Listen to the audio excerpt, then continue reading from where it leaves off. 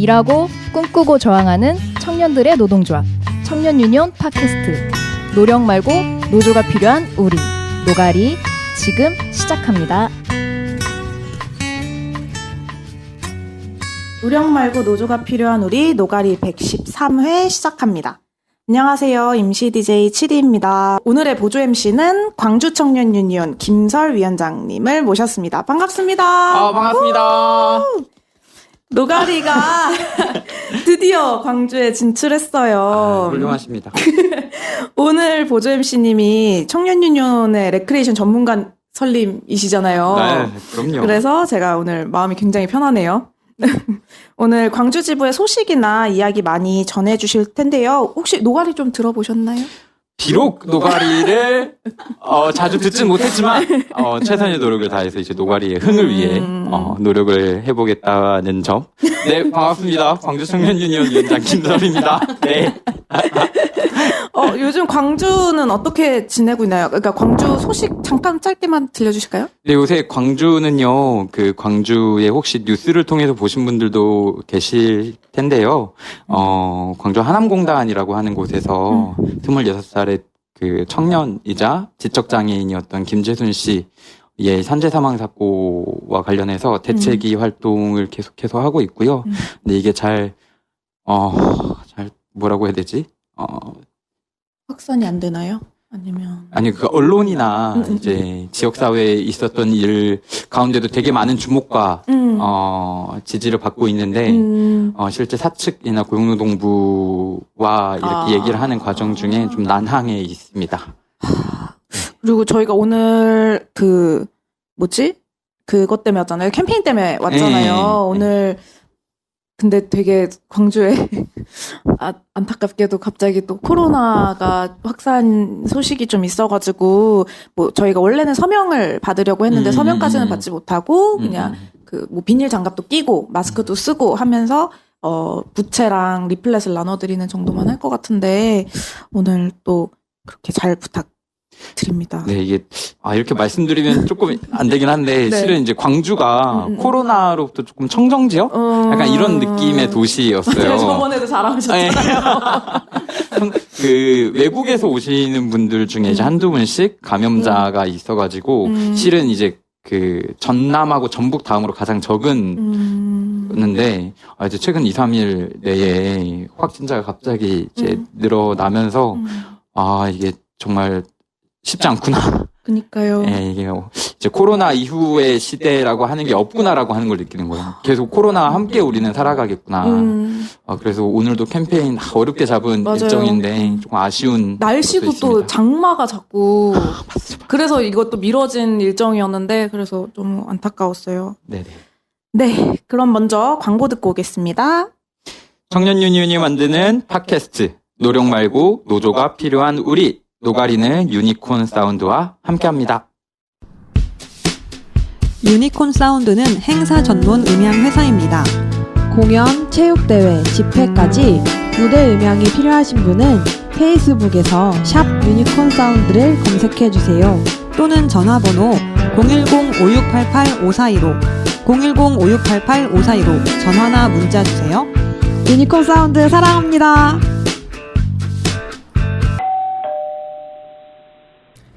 청년들이 일하고 있는 일터 현장에서 일어나는 부당 대우를 파헤치는 코너 유니온 센터와 팟캐스트 노가리가 함께하는 코너. 이번 주 상담 111. 네, 이번 주 상담 111은 유니온 센터로 들어온 노동 상담 중 실제로 청년 노동자의 일터에서 일어나는 부당 대우와 그리고 그런 궁금한 상담을 각색해서 청취자 여러분들에게 안내해드리는 코너입니다. 이것도 노동법 위반인가? 나도 비슷한 일을 겪는데 어찌 대응할 수 있지? 등 일터에서 일어나는 문제들에 대해 궁금한 청취자분들에게 강력히 추천드리는 코너입니다. 네, 칠이 반갑습니다. 그간 잘 지내셨나요? 바로 이렇게 시작하는군요. 저희가 어떻게 시작해요 그러면?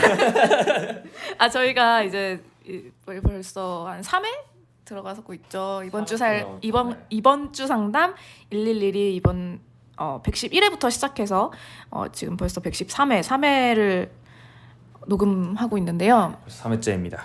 그래서 저희가 점점 이제 틀을 잡아가고 있는 것 같아요. 네, 사실 처음에는 약간 칠이 이거 어떻게 해야 되죠? 일단 제본을 가져와 봤어요. 죄송해요. 누가 읽을지 안 정했는데요.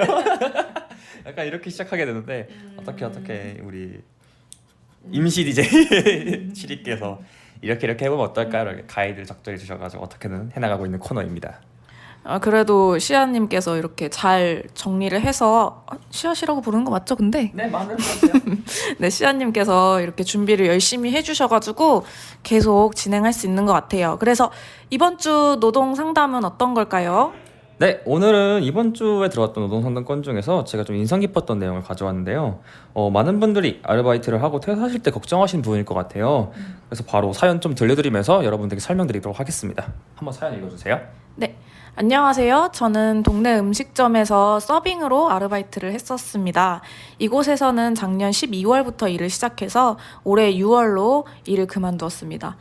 일을 그만둔 이유는 아버지가 직장을 옮기시면서 이사를 가게 되어서 저도 같이 가게 되었습니다. 아버지의 전직이 갑자기 결정되어서 급하게 이사를 가게 되어 사장님에게 일을 그만둘 수밖에 없다는 소식을 이사 가기 일주일 전에 알릴 수밖에 없었습니다. 이전까지 사장님과 사이가 좋았다고 생각했는데 이사를 갑작스럽게 가게 됐다고 이야기 드리니 갑자기 화를 내셨습니다. 너가 갑자기 일을 그만두게 된다면 서빙은 누가 하냐? 이사 가는 건 너희 사정이고 난 상관없다. 이런 식으로 화를 내시더라고요. 하지만 서빙하시는 분이 저 말고도 한 분 더 계셨고 매장이 크지 않아서 한 명이서 충분히 커버가 가능했거든요. 아무튼 이렇게 일을 그만두게 된다고 사장님에게 말씀드리고 이사를 가게 되었습니다. 근데 월급날이 지났는데 지난달 일한 급여가 들어오지 않아 사장님께 연락을 드렸습니다. 사장님에게 월급을 달라고 말씀드리니 사장님이 통장으로 줄 수 없고 음식점으로 직접 와서 받아가라고 하셨고 또 제가 갑자기 일을 그만두면서 발생한 손해를 월급에서 뺀다고 하시더라고요. 이럴 경우 어떻게 해야 하나요?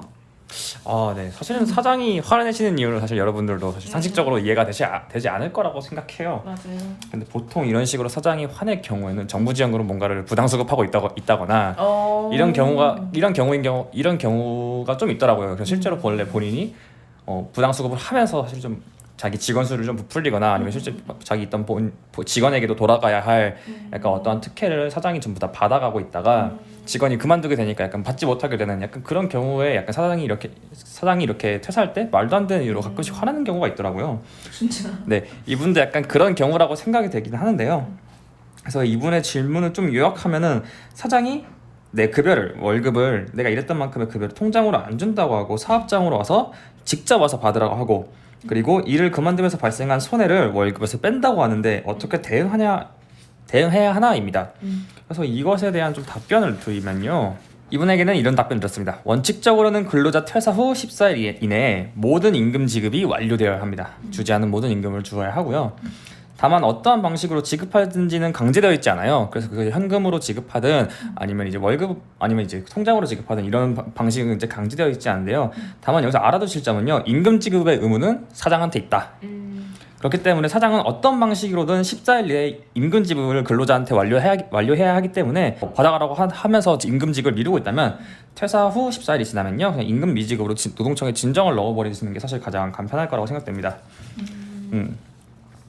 또 이제 사업장에 찾아가서 직접 받을 경우 이분 같은 경우는 임금을 현찰로 받을 거라고 예상이 되는데요. 이렇게 현찰로 받아버리면 또 다른 문제가 발생해요.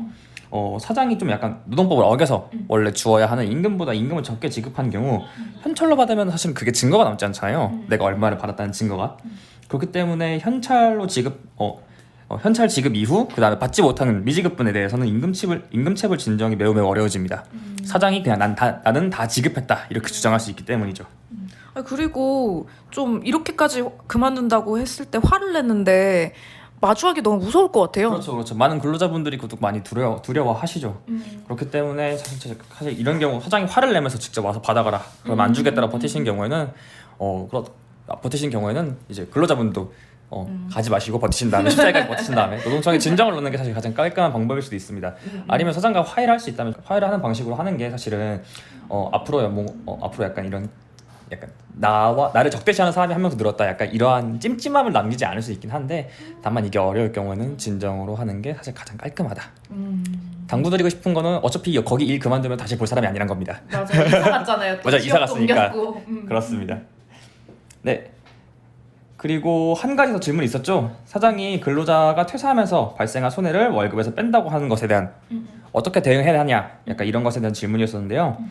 이 경우 많은 분들이 비슷한 협박을 좀 받아보셨을 거라고 생각이 돼요. 근데 이것에 대해서는 일단 말씀드리면요. 근로자의 월급에서 근로자가 발생시킨 손해액을 월급에서 빼고 그 월급을 지급하는 것은 근로기준법 위반입니다. 그러니까 말 그대로 그냥 주어야 할 돈은 주어야 하고 근로자가 실수해서 발생한 손해액은 따로 청구해야 되는 거예요. 그래서 만약에 이 손해액을 빼고 임금을 지급했다라고 하면요, 임금체불로 신고를 넣을 수가 있다는 뜻입니다.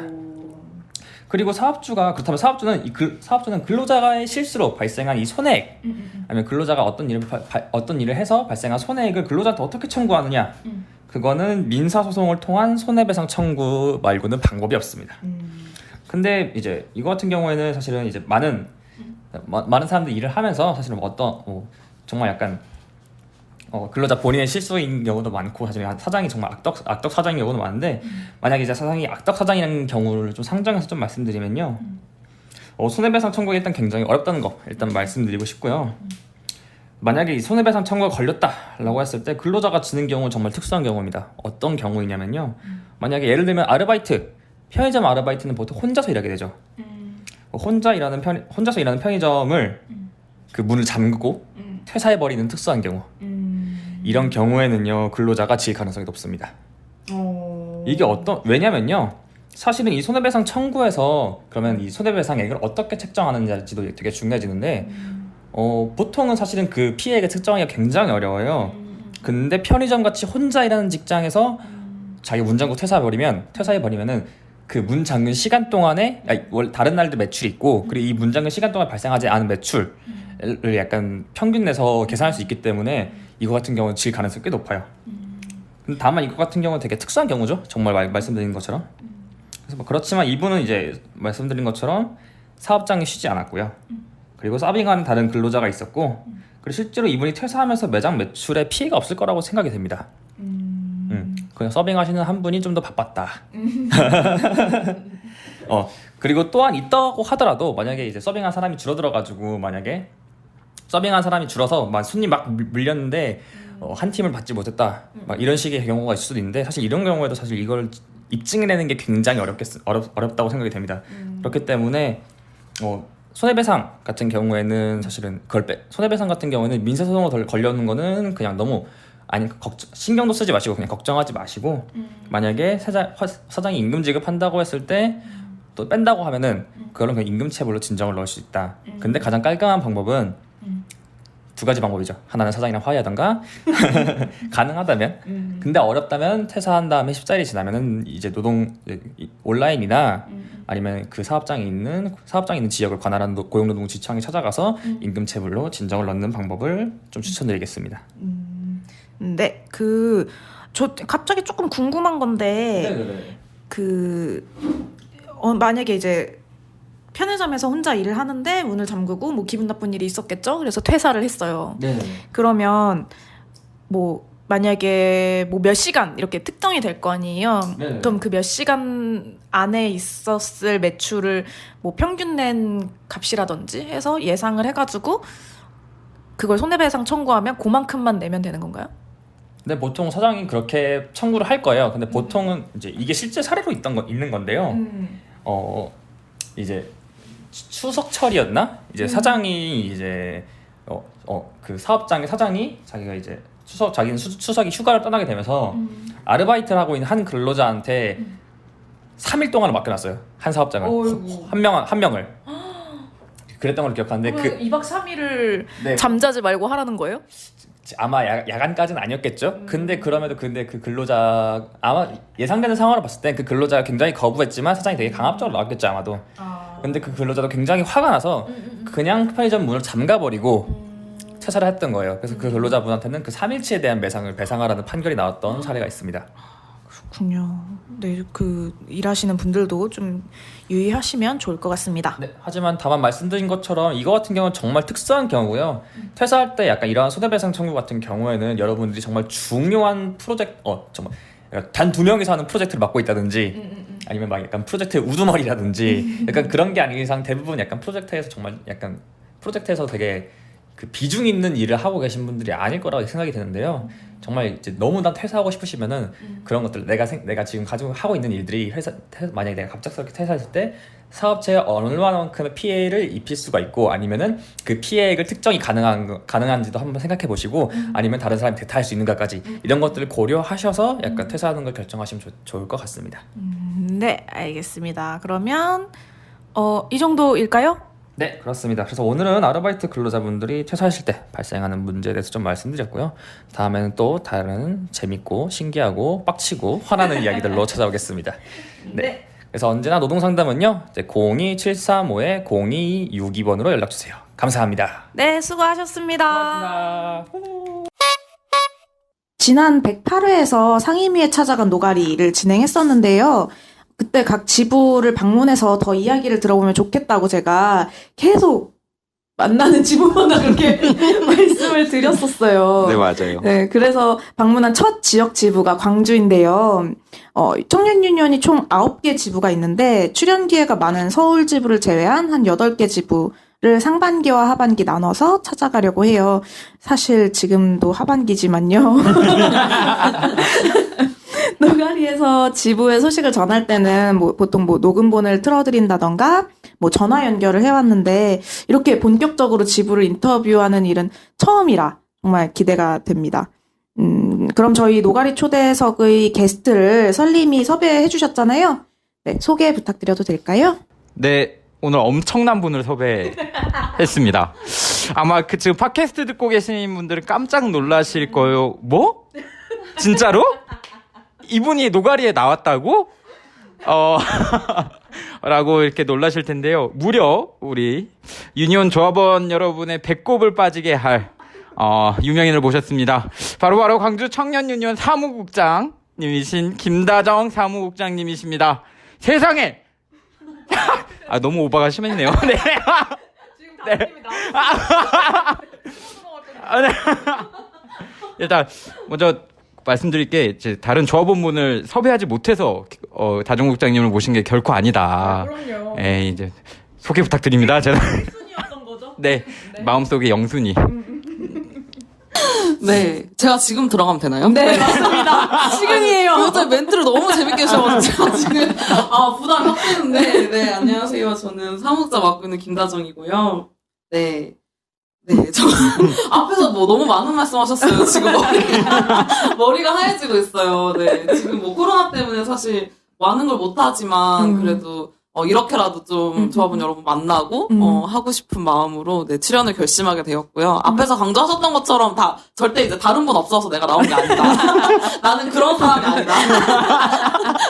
내가 그렇게 취급받을 리 없다. 네, 나는 그런 사람이 아니다라는 거 한 번 더 강조드리고요. 네, 또 여름이잖아요. 네. 그래서 장마가 계속 비가 또 올랑말랑 해가지고, 왜 그런 것들이 조금 힘들게 하지만, 좀 지구가 좀 도와주지 않는 어떤 그런 상황들이 좀 있긴 하지만, 그래도 오늘 좀 재밌게 팟캐스트 해보고 싶습니다. 네. 와, 반갑습니다.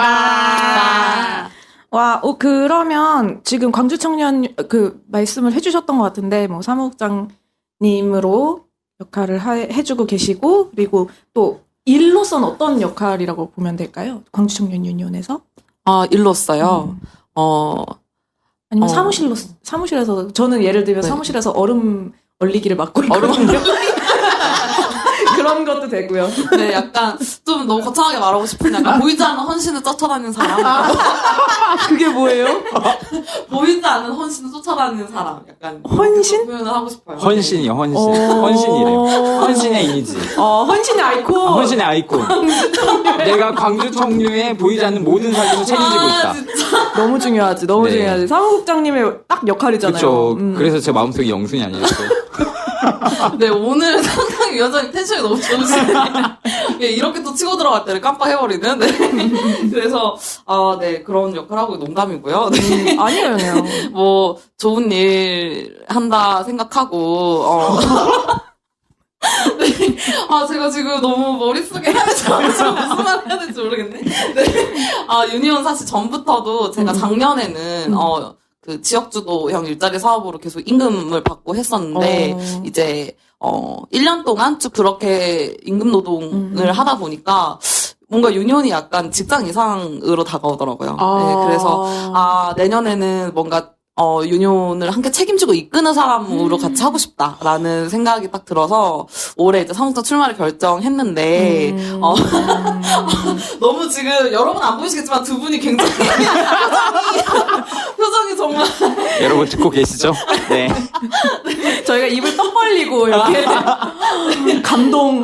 네, 그래서 유니온의 많은 어떤 활동들이나 이런 게 저한테 굉장히 귀감이 됐던 것 같아요. 그래서 올해 그런 결정을 하게 됐고 함께 이렇게 유니온을 꾸리고 또 광주에서 또 지역으로 내려올수록 청년의제가 조금 희미해지는 경향이 있어요. 그래서 광주가 워낙에 이제 시민 운동이 강하다 보니까 그런 것도 있고 또 청년들이 많이 유출된다고 하죠. 수도권 쪽으로. 그래서 청년주도 많이 없는데 또 이런 공익활동이나 혹은 이런 활동을 하는 청년들은 더 찾기 어렵고 그래서 하지만 어쨌든 지역에 있는 청년들도 비슷하게 겪고 있는 문제들이 있거든요. 여기에 대해서 항상 목소리 내줘야 하고, 목소리 함께 내야 하는 그런 공간으로, 유니온에서 좀 이런 일들을 하고 싶다라는 어떤, 네, 그런 것 때문에 작년, 1년 동안 하면서, 내년에는 같이 책임지는 역할을 하고 싶다라고 해서 이렇게 하게 됐습니다. 박수 한번 치시죠. 지금 핸드폰을 잡고 있어서 박수를 제대로 칠 수가 없어가지고. 네. 그리고 또, 뭐 요즘 어떻게 지내시는지 그냥 너무 앞에 무겁게 시작했나 싶긴 한데, 네. 근황을 가볍게 알려주시면. 근황이요? 제가, 겉보기엔 그러지 않지만, 되게 약간 무섭고, 약간 그런 거 좋아해요. 그래서 여름이니까, 여름에 항상 이제 달마다 추리소설을 읽거든요. 근데 진짜요? 네, 추리소설 읽는데, 사실 제가 나가는 스터디가 있어가지고 그 책을 읽었어야 되는데, 항상 이제 그 스터디, 주마다 있는 스터디인데 그 책을 읽지 못하고, 추리소설 또 2권이나 읽었고, 오늘 한 권을 또 주문해버렸다, 분양소에 있으면서. 우와. 그래서, 네, 그러고 있고요. 또 공포영화의 시즌이 또 여름 아닙니까? 그래서, 네, 집에서 이렇게 퇴근하고 집에 가서 한 편씩 꼭 공포영화 챙겨보고, 그런 어떤 일상을 돌보는 삶을 살고 있습니다. 추천작 부탁드려도 될까요? 영화, 책 어떤? 둘 다. 하나씩. 저는, 요새 되게 재밌게 읽었던 거 죽여마땅한 사람들. 네, 추리소설이. 심상치 않은데요? 너무 재밌어요, 진짜. 여러분 읽으셔야 됩니다. 네, 너무 세상에 재밌고요. 많죠. 죽여 마땅한 사람들이요. 네. 근데 책 표지가 분홍분홍해요. 되게 추리소설 안 같을 것 같이 생겼는데, 제가 이제 이거 유튜브에서 우연히 봐가지고 추리소설 추천하는 그런 영상 봐가지고 샀는데 제가 아는 언니가 이거 별로 재미없다라고 말씀하시더라고요. 너무 재밌는 거예요. 그래서 되게 두꺼운데 새벽에 한 30분만 읽고 자야지 하고 4시까지 읽어버렸어요, 제가. 와. 너무 재밌고, 공항에서 만난 두 남녀가 각자의 살인 계획이 있는 거예요. 그래서 그거를 이야기하다가 이렇게 이제 살인을 저지르는 어떤 그런 건데, 굉장히 이제 심리 스릴러 약간 비슷한 건데, 살인 장면에 이런 게 묘사되기보다는 그런 것들이 더 많아서 재밌고, 영화로는 제가 최근에 이제 여기 번개 모임도 했었는데, 아리에스터 감독이라고 미국의 들어본 것 같아요. 미드소마를 만들었던 감독입니다. 근데 미드소마가 스페인의 또 여름 하지 축제거든요. 근데 그 안에서 벌어지는 살인사건, 그 사이비 종교와 인간의 어떤 근원적인 어떤 본능적인 거 있잖아요. 장난 아니다. 진짜 엄청 열정적으로 이야기해주고 계세요. 그리고 그런 것들을 만들었던 영화의 감독인데요. 그 감독의 데뷔작인 유전이라는 영화를 봤어요. 근데 제가 혼자 집에서 봤는데 너무 무서운 거예요. 그래서 이거는 저희 사무실에 대형 스크린이 있기 때문에 조합원들과 나눠야 된다. 맞아. 이 코로나 시대에 영화관 못 가는 조합원들 위해서 우리 함께 방역을 철저히 하고 유전을 봐야 된다. 맞아. 그래서 네, 봤고요. 악마 숭배에 관련된 이야기고 굉장히 재밌어요. 네. 악마가 빙의하는 어떤 그런 순간들의 복선이나 클리셰들이 굉장히 섬세하고 정말 꼭 보셔야 됩니다. 네. 제가 보면서 너무 감동을 받았어요. 지금 진짜. 제가 사무국장님 이렇게 말씀하시는 걸 보니까 약간 물론 공포 영화 이런 걸 좋아하시지만 노동 관련한 영화 이런 거 보시면서 그 리뷰하고 이런 거 하셔도 너무 잘하실 것 같아요. 정말요? 갑자기 네. 유튜브 네. 뭐 이런 거 해도 맞아요. 너무 좋을 것 같아요. 네, 그렇긴 한데, 네, 정말 좋죠. 네, 좋은 것 같아요. 노동 관련 영화도 작년에 제가 사실 영화 모임 하면서 그 다큐멘터리 같은 것도 같이 봤거든요. 그래서 보고 싶은 노동 다큐가 있었는데 올해는 꼭 같이 나눠보고 싶고 좀 다양한 분야로 그러니까 대중문화가 사실 사람들한테 접근하기가 되게 맞아요. 쉽고 그렇기 때문에 중요하거든요. 그래서 그런 것들 같이 조합원들과 나누고 싶다 올해는. 끼어들 틈이 없네요. 이 두 분의 와. 텐션에 제가 엄청나게 지금 이야. 기가 죽어 있어요. 네, 혹시 처음에 설님께는 여쭤봤지만, 다정님 혹시 팟캐스트 들어보신 적 있으실까요? 아, 네, 저는 저번에 저희가 상임이 끝나고 했던 그 9개 지부. 108회. 네, 9개 지부 그 소개하는 그 팟캐스트 올라왔을 때, 물론 다른 지부도 몇 개 들어봤는데, 이제 저희 지부 제일 먼저? 네. 내 목소리가 잘 나왔나? 이러면서 한번 들어봤고. 그 한 중간쯤에 있는데 어떻게 찾아냈어요? 막 이렇게 유튜브 아시죠? 이렇게 딱딱 100초 넘어가는 거. 그걸로 찾아봤고, 이거 팟캐스트 준비하면서 저번 주에 했던 그 초단시간 근로자 관련한 그 편도 챙겨봤어요. 그래서 다 듣진 못했고, 앞에 이렇게 세 코너? 그 상담 112. 그것도 들어봤는데, 앞으로는 더 잘 챙겨듣도록 하겠습니다. 저는 사람이 솔직해야 된다고 생각을 합니다. 그래서 안 봤다는 얘기를 하고 싶어요. 모함입니다, 여러분.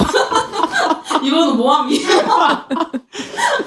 네, 이제 솔직하게 고백을 하겠습니다. 이제 벌써 이제 100회가 넘어서 그럼요. 이제 113회 오늘. 이제 역사와 전통을 자랑하는 우리 노가리. 그럼요, 지금 몇 년째야. 이제 함께 해야 되는데 이제 그러지 못하고 있다는 점. 이제 이번에 왜 안 들었지라고 생각을 해보면은 광주에서 녹음을 한 번도 안 했기 때문에 맞아. 지금 이 순간부터 나는 노가리를 듣겠다.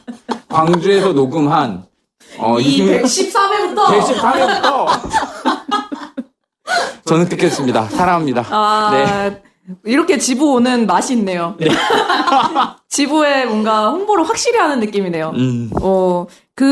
저희 팟캐스트에서 보통 닉네임을 써요. 그래서 오늘 이제 설님이랑 다정님한테 벌써 꽤 많이 진행한 것 같지만 한 15분 정도 진행했는데 닉네임을 여쭤보려고 하는데요. 먼저 말씀하실래요? 저부터요? 네. 아니, 설림부터 말씀해주세요. 저는 닉네임은 따로 없고요. 저는 제 이름에 대한 매우 큰 프라이드가 있기 때문에 저는 설이라고 하는 이름, 여러분 다 혹시 들으신 분 중에 기억하시나요? 제가 항상 전국 행사를 가면 자기소개 네, 하실 제 자기소개를 할 때 제 광주 청년유니온 위원장 김설입니다. 이름이 예쁘죠? 라고 하기 때문에 저는 닉네임을 쓰지 않고 설이라고 하겠습니다. 그럼 설님이라고 불러드리면 될 것 네. 같고 다정님은 저는 제가 여성주의에 관심이 많아서 그 페미니즘 관련된 활동도 하는데 그게 좀 페미니즘 활동을 대외적으로 하면 신상이나 이런 것들 때문에 그 예전부터 여성주의 활동할 때 썼던 닉네임이 깡총이에요. 깡총. 근데 너무 귀엽죠. 깡총님. 그래서 깡총이라는 걸 쓰고 있고요. 뜻을 많이 물어보시는데 토끼 깡총할 때 그 깡총 맞고요. 그냥 사실 많은 뜻은 없는데 그때 닉네임을 정하면서 카페에 있는 토끼 인형 귀여워가지고 나 깡총할래 깡총 이래가지고 깡총 된 거거든요. 성평등 깡총 이렇게 이제 의미는 나중에 붙이는 거니까. 성평등 깡총 좀 더 이렇게 업그레이드되는 뭔가 성평등의 시대로 깡총 뛰어넘어간다. 그러니까 이런 뜻으로. 나중에 붙이셨군요. 그렇게. 안 보이시겠지만 제가 얼굴이 빨개졌습니다, 여러분. 아니요, 저희 보지는 못하시겠지만 광주가 되게 자존감이 높아요. 설과 깡총 기억해 주십시오. 네. 노가리에는 처음으로 정식 출연해 주시는 건데요. 보조 MC님이라고 부를 필요가 없죠. 설님을 포함한 깡총님, 그 청년유니온 가입 계기가 궁금해졌어요. 저희가, 이미 저는 이제 활동 시작했을 때부터 왠지 본 느낌이거든요. 설님은 특히나. 근데 그쵸. 어떻게 가입했는지 이런 얘기는 한 번도 못 들어본 것 같아가지고. 그럼 저부터 말씀드릴까요? 네네네. 네, 저는 유니온을 알게 된 거는 되게 오래됐어요. 되게 오래됐고, 이제, 광주 청년 유니온이 생길 때부터 좀 존재는 알고 있었던 거, 2011년이었던가? 그랬던 것 같은데, 제가 고등학생이었거든요. 고등학생이었는데, 제가 막 페이스북을 그때 싸이월드에서 페이스북으로 넘어오는 그 시기였는데, 이제 페이스북에 그룹이 하나 생긴 거예요. 이제 이름 뭐였지? 아싸 광주 청년 파티? 약간 이런 비슷한, 이름에 이제 페이스북 그룹이 생겨가지고 아 이런 게 있어 하면서 가입을 했는데 이제 거기가 이제 청년 유니온 광주 청년 유니온 이제 조합원들 그 페이스북 그룹이었던 거예요. 그래가지고 거기 통해서 다음 카페도 알게 되고 그래가지고 아 이런 게 있구나 청년 유니온이라는 게 있구나 하면서 이제 보기만 했었는데 근데 이제 그때 가입은 하진 않았었죠. 이제 고등학생이기도 했고 그러다가 이제 학교를 가고 이제 군대를 갔다 와서 이런 이제 제가 그 유니온 이제 가입하기 전에 뭐 지금도 마찬가지긴 한데 이제 5.18 단체에서 청소년 캠프를 기획하고 진행하는 팀에서 같이 이제 활동을 했었어요. 그래서 지금 저희가 그 유니온 사무실에 있는데 이제 1층에 5월의 숲이라고 하는 공간이 있고 거기에 이제 합수윤환봉 기념사업회, 들불열살 기념사업회라고 하는 곳이 있어요. 근데 이제 그곳에서 5.18 캠프를 진행하는 활동을 했었는데 3층으로 청년 유니온이 들어온 거예요. 그때? 네. 2015년 말에 제가 전역하고 16년 3월인가 4월에 이 건물 3층에 청년 유니온 사무실이 들어선 거예요. 그때는 여기가 아니었잖아요. 지금 저희 녹음을 네. 광주 청년 유니온 사무실에서 하고 있는데 여기였어요? 네. 아 그래요? 아 그때 정확하게 들어오진 않았고 그 16년 4월에 저 어딘지 모르겠는데 이제 다른 데 있다가 창립총회를 여기서 했어요. 1층에서. 1층에서 여기 1층에서. 아 창립총회? 재창립총회인가? 인가 그때는 그냥 이런 거 하나보다 정확하게 기억은 안 나는데 그때 그렇게 만나서 우연치 않게 만나서 그때 당시 이제 문정은 위원장하고 유니온 집행부랑 우연치 않게 만나고 놀고 이렇게 하게 된 거죠. 그래 한 2개월인가 3개월인가 있다가 3층으로 사무실이 들어온 거예요. 예, 정확한 시기는 기억이 안 납니다. 그때 이제 그러다가 제가 1층에서 활동하고 유니온 이제 집행부 3층에서 활동하고 막 이러다 보니까 자연스럽게 만나고 이제 그때 그게 생각난 거죠. 아 내가 2011년에 페이스북 그룹 가입했었는데 약간 그 활동이 아직도 이렇게 이어지고 있구나 라는 생각하고 이제 결론적으로 사람이 좋아서 같이 만나고 뭐 책도 같이 읽고 하다 보니까 자연스럽게 가입을 했고 이제 제가 지금 딱 말하는 것만 봐도 적극적이잖아요. 네. 참 이렇게 하면 안 돼. 자신감이 높다고 말씀드렸잖아요. 네. 네. 뭐 그렇게 해서 열심히 하다 보니까 이제 위원장이 되고 이제 계속해서 활동을 하고 있습니다. 그러면 저는 사실 잘 이렇게 지부의 이야기를 모르니까 그래서 원래 이제 설님이 여기에서 활동을 하시니까 그 여기에도 들어오고 뭐 그러니까 설님이 5.18 재단은 아니죠. 뭐 관련한 활동들을 많이 1층에서 이렇게 하셨으니까 그래서 여기에 들어왔다고 생각을 했었거든요. 근데 그게 아니라 청년 유니온이 애초에 들어와 있었고 그래서 접점이 많이 생기면서 가입하고 맞아요. 위원장도 되신 거군요. 실은 여기가 거의 창고였는데 그때 당시에 유니온이 이제 사무실을 막 구하고 있었다고 해요. 이제 그런 상황에서 이제 임대료가 거의 없이 이제 여기로 들어온 거죠. 그때 뭐 구체적인 상황은 제가 그때는 잘 모르고 네 그렇게 됐어요. 저는 그리고 여기 리모델링을 했다는 게 굉장히 이제 많이 이야기해 주셨잖아요. 네네네네. 그래서 그때쯤에 들어왔겠거니 했었어요. 그게 2017년 말이고요. 17년 말? 18년 말인가? 공사한 게? 18년 말. 18년 말에 그때 진행했었고 그 전에도 사무실에 여기였어요. 네. 깡총님도 혹시 어떻게 가입하게 되셨는지? 저는 이제 2016년에 가입을 했는데 이제 친하게 지냈던 친구들이 유니온 조합원이었어요. 그래서 그때 이제 알게 됐고 가입할 때는 좀 신기했던 게 이제 노동조합이라고 하면은 보통 이제 양대 노총을 생각을 많이 하잖아요. 민주노총이나 한국노총이나. 그리고 당시에 이제 제가 생각했을 때 노동자는 약간 공장에서 약간 뚱땅뚱땅 이렇게 뭐 하시는 분들, 아니면 이제 노동조합 이러면은 이제 뭐 조끼, 이렇게 뭐 머리띠, 막 이런 걸 생각했었는데, 청년들의 노동조합이야라고 이야기를 하시더라고요. 어. 그래서 좀 궁금하기도 하고 이제 당시에 가입하고 얼마 지나지 않아가지고 배달 노동자 실태조사, 편의점 실태조사 이런 걸 했었어요. 유니온이 광주 청년 유니온이 그래갖고 공장의 노동자나 혹은 뭔가 건물 안으로 들어가는 사람들만 노동자인 줄 알았는데 일상 속에서 사실 내가 보지 못했던 노동들이 계속 있었던 거죠. 내가 뭐 집에서 짜장면 시켜 먹을 때나 아니면 편의점에 뭐 사러 갈 때나 이런 데도 다 노동자들이 계셨던 거예요. 그래서 이런 분들 사실 잘 보이지 않은 분들인데 이런 분들을 조명하는 곳이구나. 아, 청년유니온 저런 활동 하는구나. 그래서 되게 좀 영감을 좀 받았던 것 같아요. 그래서 막 그때는 엄청 으쌰으쌰 활동하진 않았는데 네. 근데 저는 궁금했던 게 어떤 친구들이길래 조합원에 가입했어요? 네, 그때 대체 어떤 사회적 관계를 가지고 그러니까 이미 되게 깊숙하게 들어와 계셨던 거 아니에요? 아, 이제 문정은 전 위원장하고 네, 사적으로 관계도 좋고 다른 단체에서 같이 활동하고 이래가지고 근데 광주 청년유니온에서 뭐 할 거야 이래서 광주 청년유니온이 뭔데? 이래가지고 하다가 이제 그런 거를 보게 됐어요. 예, 근데 되게 당시엔 신기하고 좀 특이했던 것 같아요. 그래서 그냥 청년 단체인가? 아, 근데 노동조합인가? 막 이런 고민도 했었고.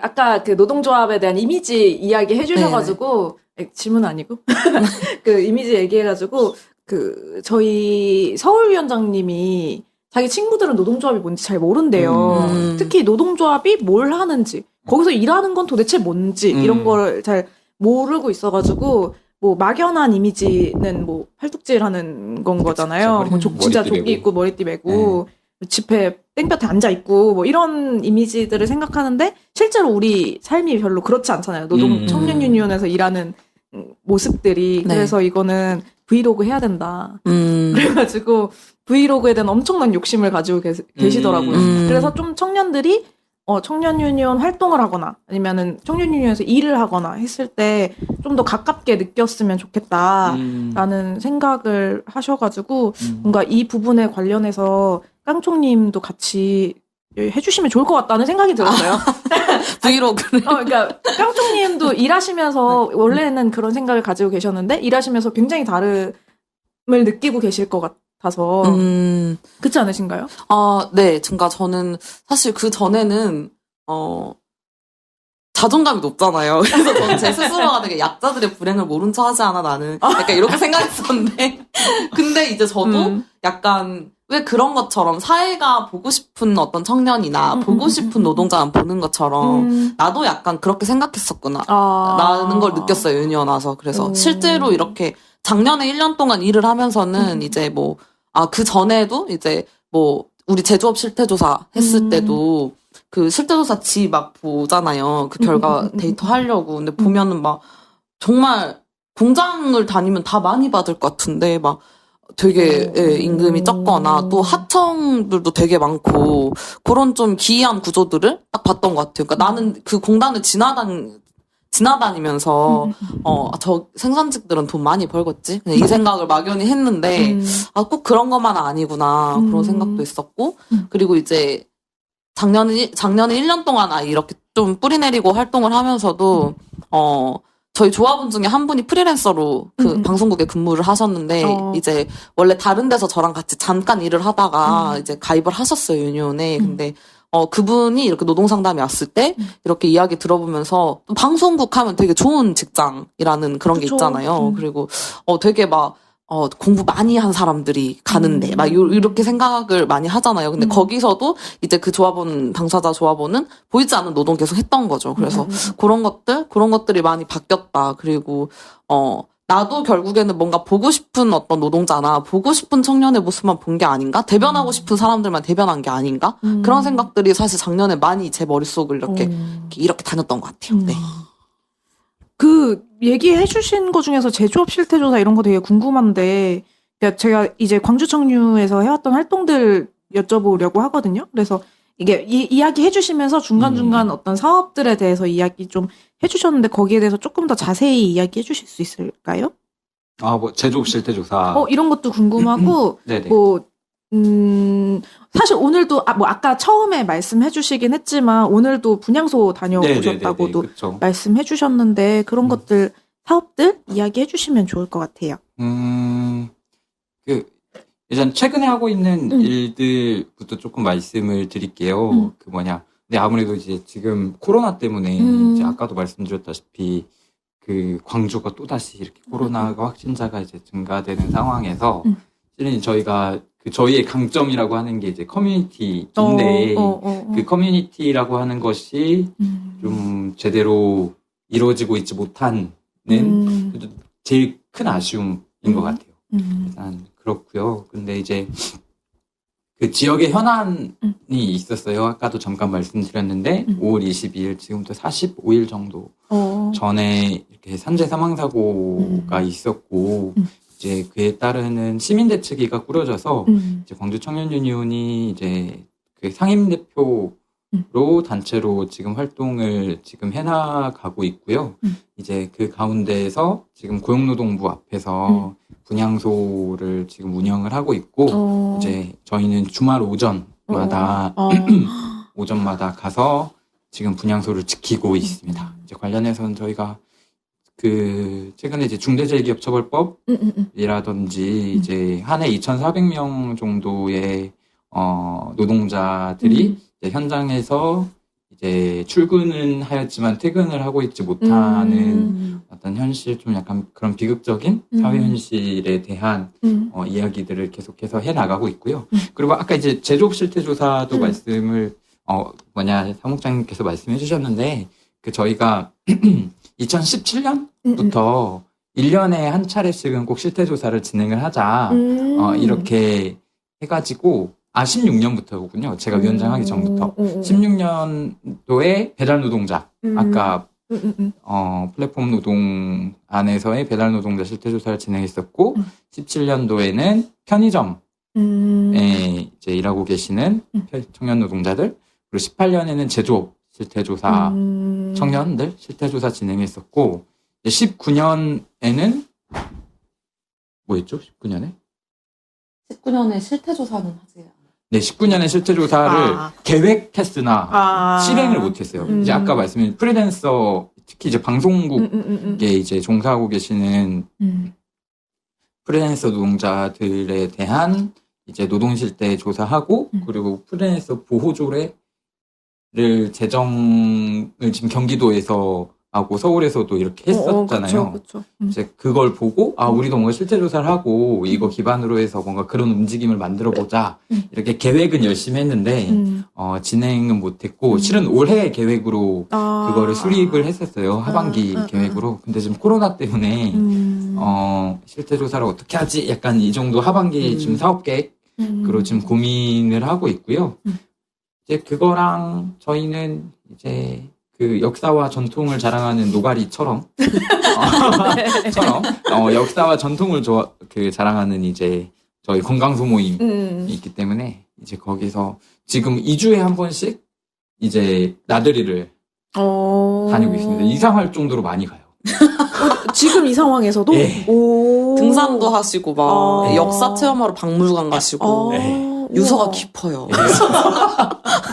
꽃 피면은 꽃놀이. 단풍 단풍이 피면 지면 단풍놀이.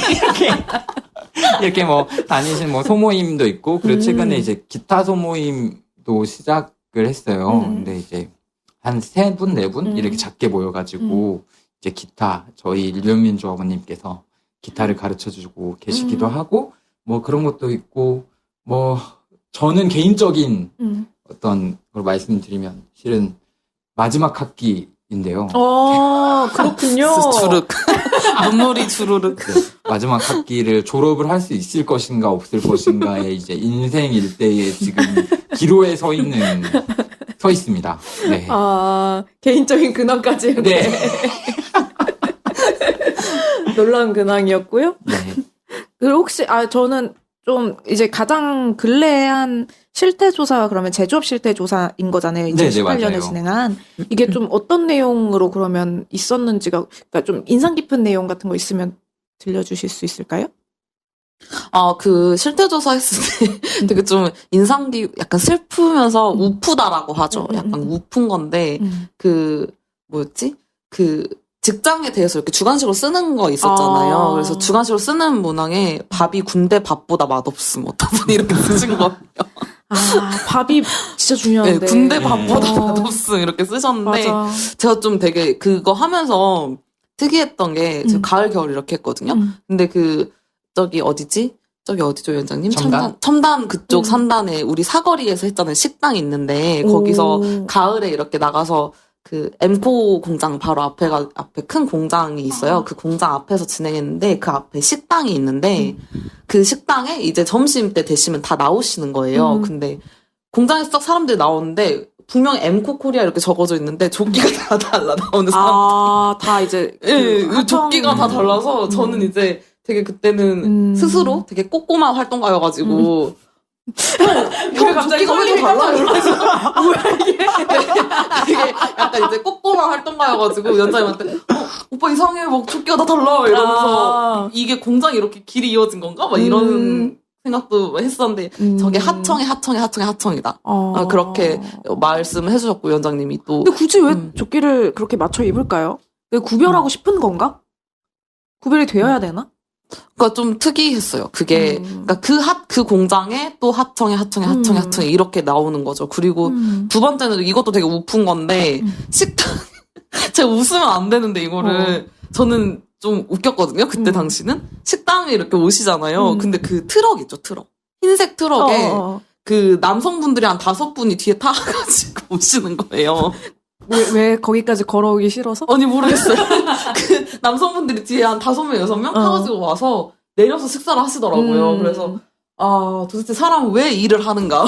그걸 보면서 인간의 존엄에 대해 고민했다. 사람은 무엇으로 일을 하는가? 트럭에 사람이 실려왔다는 그게 되게 막 뭔가 좀 너무 그랬군요. 약간 그게 인격으로서 존중받는 행위는 아니잖아요. 맞아요, 근데 맞아요. 그때 운전자분이 제가 생각했을 때 관리자 같았어요. 그래서 그 좀 앳돼 보이셨고 타신 분들은 그러니까 아마 뭐 현장 실습생이나 아니면 굉장히 좀 초년생이신 분들이 아닐까 그런 생각해봤는데 그때 되게 뭔가 웃긴데 너무 웃으면 안 되는 뭔가 그러면서 굉장히 혼자 고민하게 되는 장면이었던 것 같아요.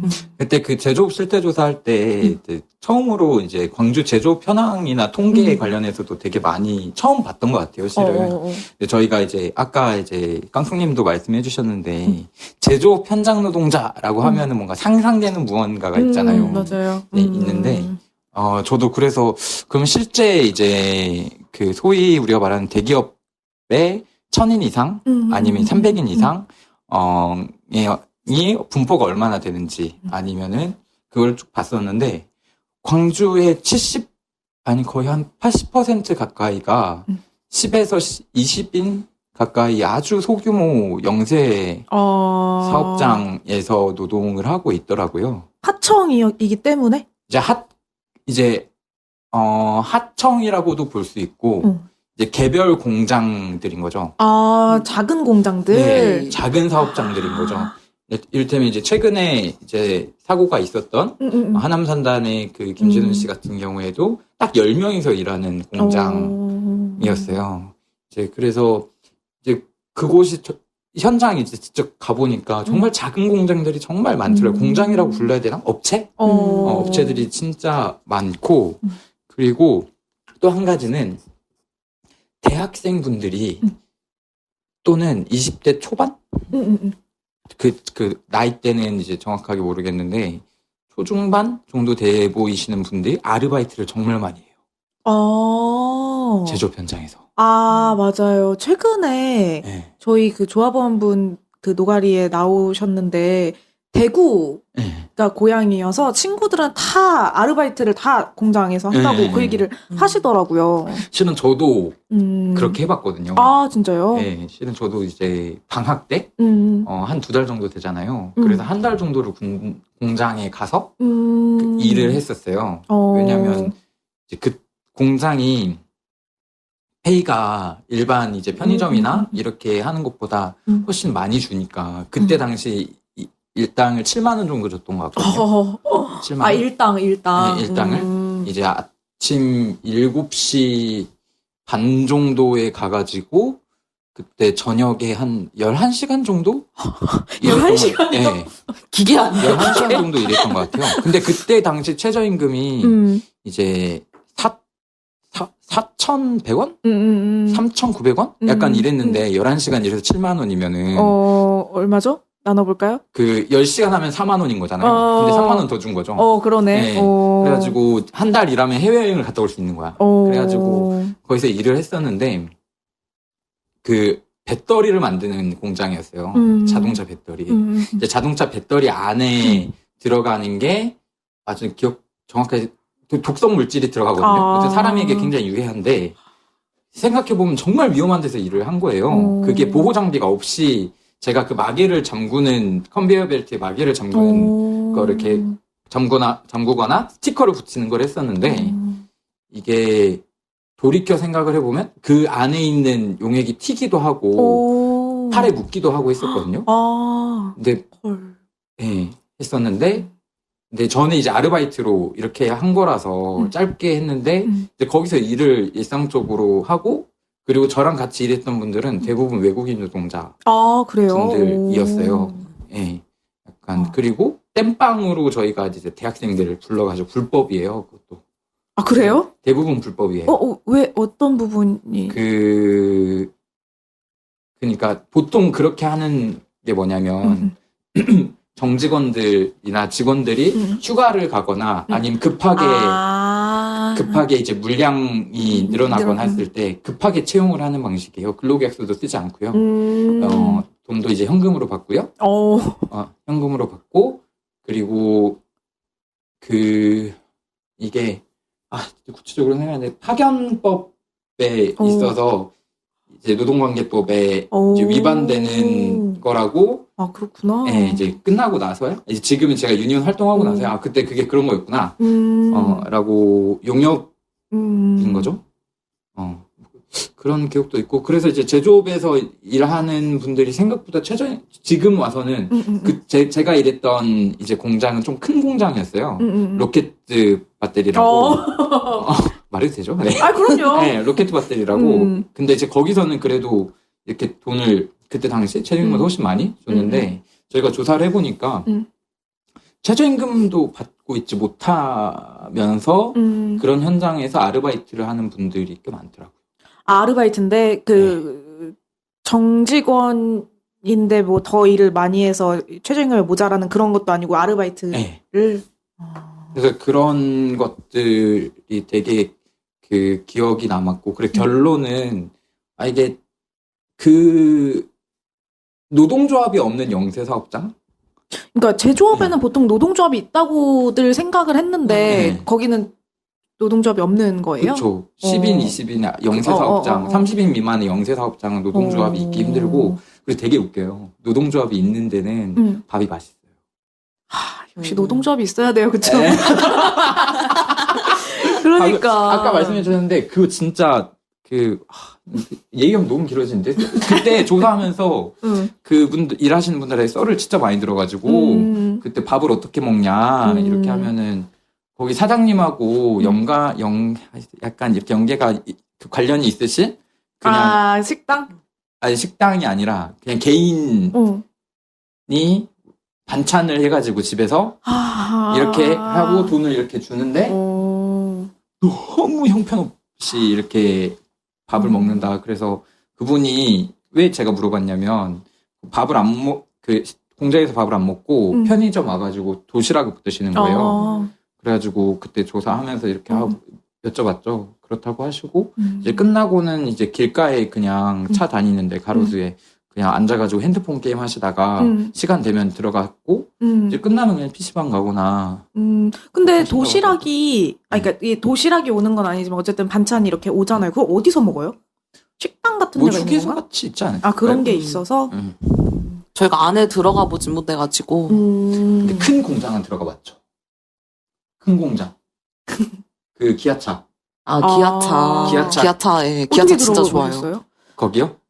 거기 이제 노동조합에 아는 분을 통해 가지고 그냥 이렇게 둘러보는 걸로 볼 수 있었던 거예요? 밥 먹으러.